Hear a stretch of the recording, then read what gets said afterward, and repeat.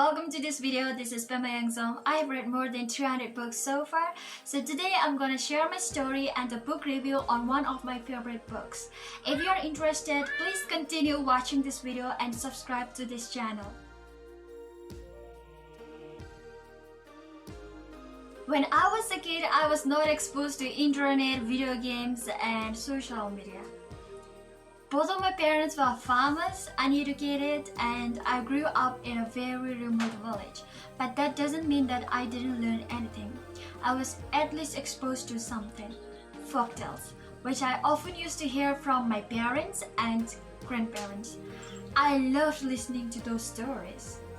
And riddles as well. Back then, I didn't even know that stories can be known through reading books. You know, I was introduced to library for the first time when I was in class 3. It was during those days when our librarian used to enter into a class with a book in her hand and she used to narrate stories from there. The first book she brought was Alice in Wonderland. I was really fascinated by that book and I want to know more stories. And that is how I visited the library most frequently and started going through those fairy tales and folk tales because I want to know more stories. It was more different than the folk tales which I often used to hear from my family.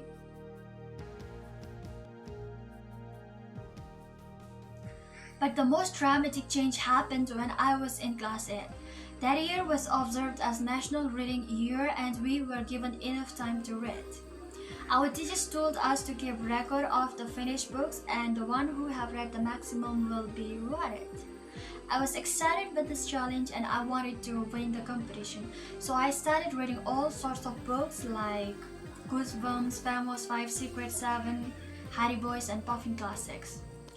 I found myself reading even while eating, walking and visiting toilets. I was reading all the time.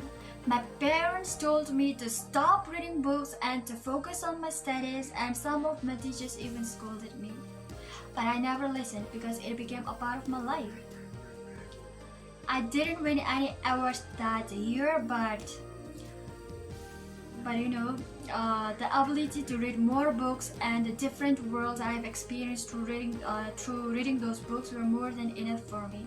I completed reading 55 books that year and wrote summary for all of them.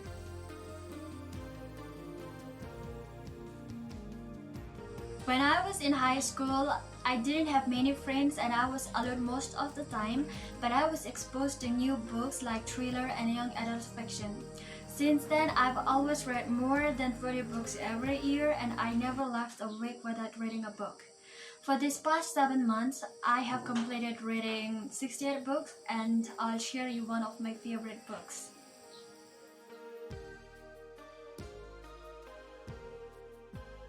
The book that I have chosen is this one, The Da Vinci Code. This book is not only a bestseller of 21st century but a cornerstone of the historical thriller. The author knows how to use both historical facts and myths to make a compelling mystery. It all begins in a world famous museum where a murder has occurred and the victim has left a mysterious code. Seizing the case are French police cryptologist Sophie and a Harvard symbol expert Robert Langdon. If you read this book, I promise that you will get a reading experience unlike any other because it is full of fascinating conspiracy theory, intricately layered with remarkable research and detail. I would say that this book is a thrilling masterpiece. So read this book and be enlightened. Thank you for watching this video.